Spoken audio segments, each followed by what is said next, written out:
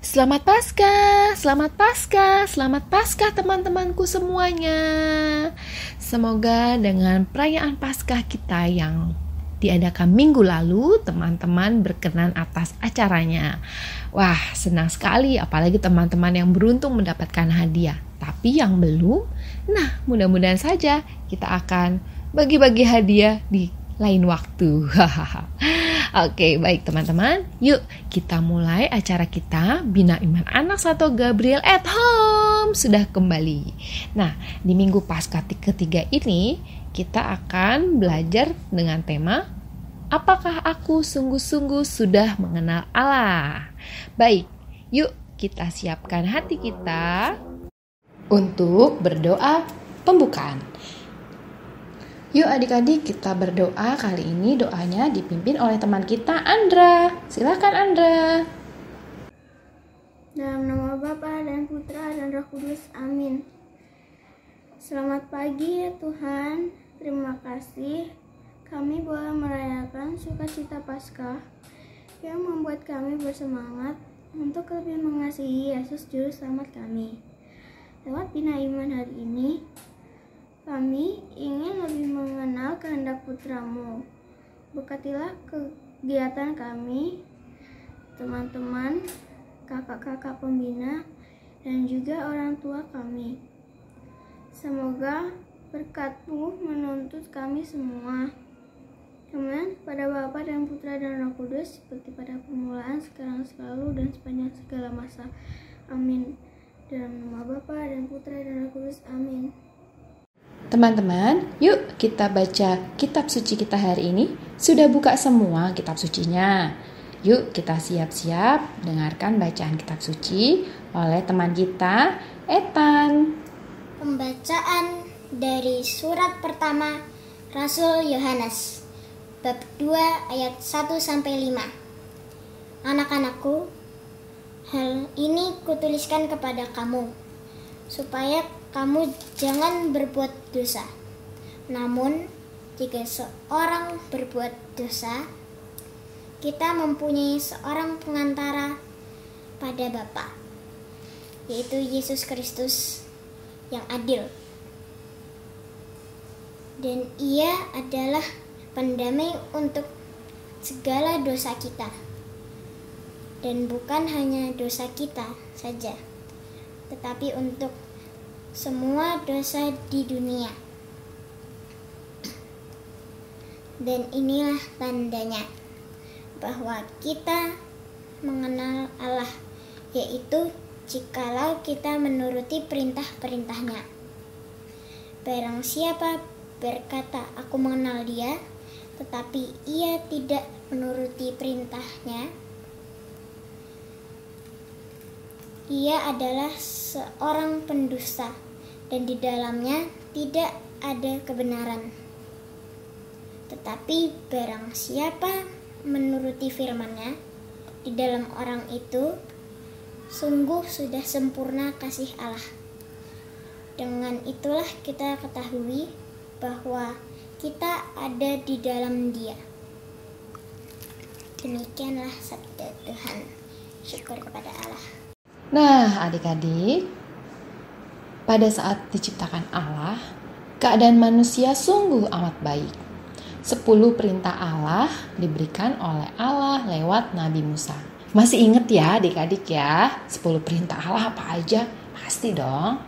Nah, 10 perintah Allah ini digunakan sebagai pedoman bagi manusia agar dapat hidup baik dan berkenan pada Allah dan sesamanya.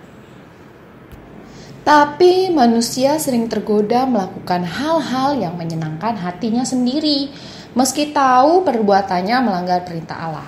Apa aja tuh? Misalnya kita tidak patuh atau melawan orang tua, atau ngambek kalau misalnya dinasehati orang tua. Atau ada yang mencontek biar dapat nilai bagus. Jangan ditiru ya.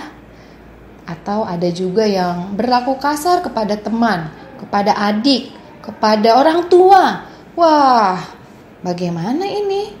Terus ada yang tidak mau berbagi. Padahal berbagi itu kan menyenangkan ya teman-teman. Terus ada juga yang tidak fokus beribadah Kalau di gereja malah asik main game sendiri. Nah, tapi saya yakin adik-adik Bina Iman tidak ada yang seperti itu. Kenapa sih kita berlaku seperti itu?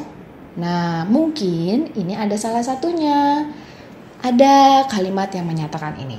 Jika kita mengenal dan mengasihi seseorang dengan baik, kita akan mencari tahu apa yang ia sukai atau apa yang ia inginkan.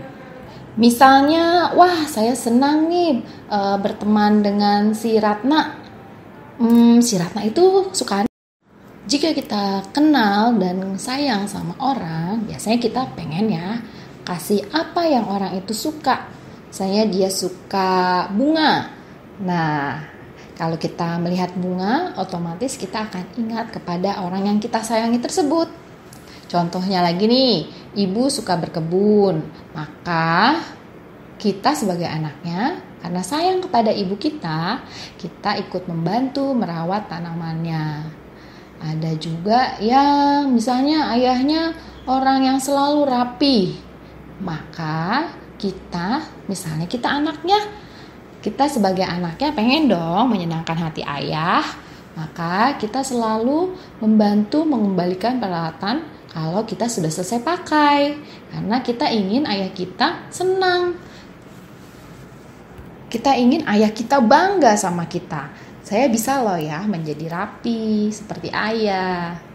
Sama juga seperti kepada Allah. Jadi, jika kita mengatakan kita mengenal Allah, kita akan mencari tahu apa yang diinginkan, apa yang diperintahkannya, dan kemudian melakukannya dengan sungguh-sungguh. Betul tidak?